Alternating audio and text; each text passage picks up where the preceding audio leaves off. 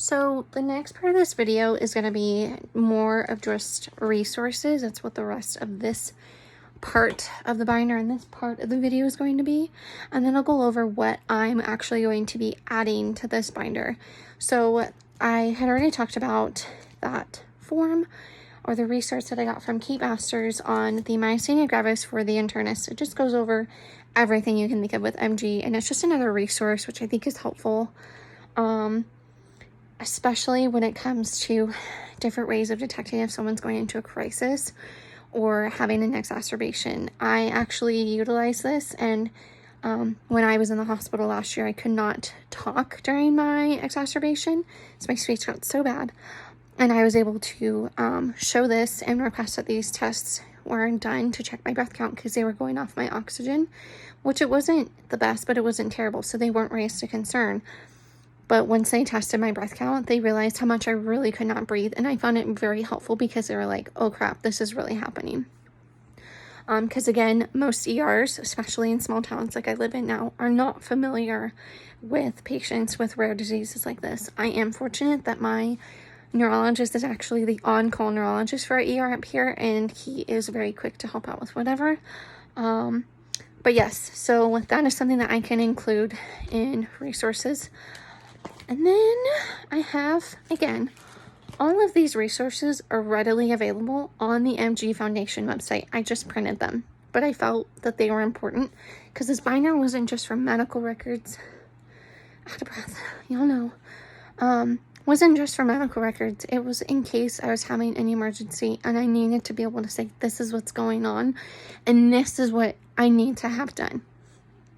So they have different pamphlets. This one I have printed out first after that reference for the myasthenia by the internist is emergency management of myasthenia. This is something that I would really recommend having in your car,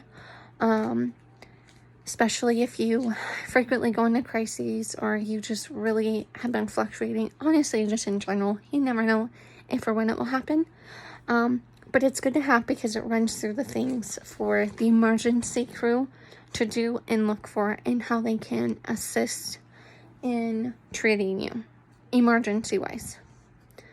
So this goes for first responders and emergency care. And then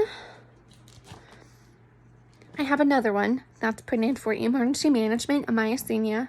So that's kind of what a lot of these are, but it's specifically for information and guidance for people with MG, families, and caregivers. So like if you were out of town, like we moved up here last year, we moved to where we live now, away from my family who's fairly familiar with my disease.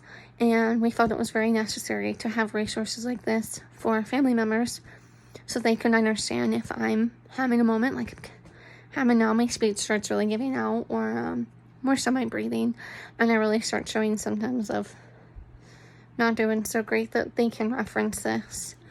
We have copies here at home, and we have copies at all of our family and friends' houses because we, again, felt it was important, and I think it is. And it just goes into, again, how they can help, more so calling 911, but how to offer comfort care while they're waiting for help. Another thing that I really felt was important for me, because most of my weakness clearly falls in this upper part of my body, my diaphragm, my speech, and my breathing and my swallowing becomes really fatigued. And I felt that was important to utilize the voice and speech brochure from the Myasthenia Foundation, because it really goes over that I'm not just having a lazy mouth, which a lot of people thought I just was talking lazy, or had a severe tongue tie, which I wasn't diagnosed with until after I started initially showing symptoms. But it really goes over how MG can present in those ways with your voice and your speech, like it is right now. Yep. And again, another reference from the MG Foundation. The last thing I have in my binder currently is the emergency alert card. Man, let's see if I can get this one out. This again is from the MG Foundation.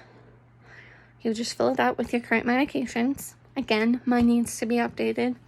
Your current address. And this is something that you could keep on you if you are out and about and you all of a sudden just really go down and you can't communicate. This is something you could keep on you.